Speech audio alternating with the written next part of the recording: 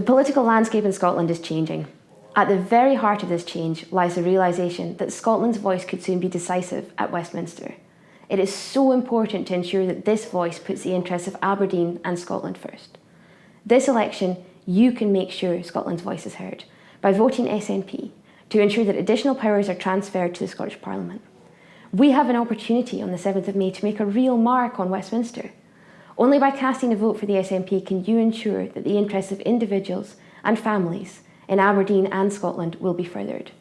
Without strong SNP representation, there will be a continuation of austerity.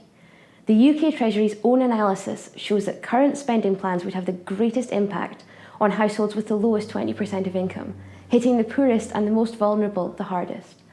The austerity agenda would also result in cuts of £126 million for Aberdeen in the next 2 years, which would mean much less money to spend on our vital public services. Only the SNP is opposed to the relentless cuts. We will steer a different course, protecting our most vulnerable people, safeguarding frontline services and keeping the NHS in public ownership. I was raised in Aberdeen North and I've represented the people of Hilton, Woodside and Stockett Hill in Aberdeen City Council since 2007. This experience as an elected representative has allowed me the opportunity to see firsthand the potential of our city and the needs of our citizens. I know how to work for my constituents and how to fight for my constituency. I've shown that I will do the right thing for Aberdeen, including recently when I led calls for the Marshall Square development to be stopped. Many Aberdonians feel let down.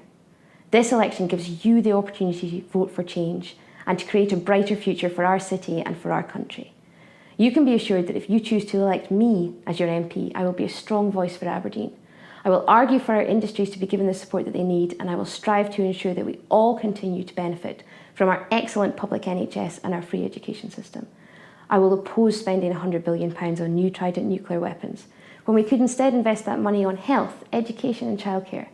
I will always put Aberdeen and Scotland first, and I hope that you will lend me your vote on the 7th of May.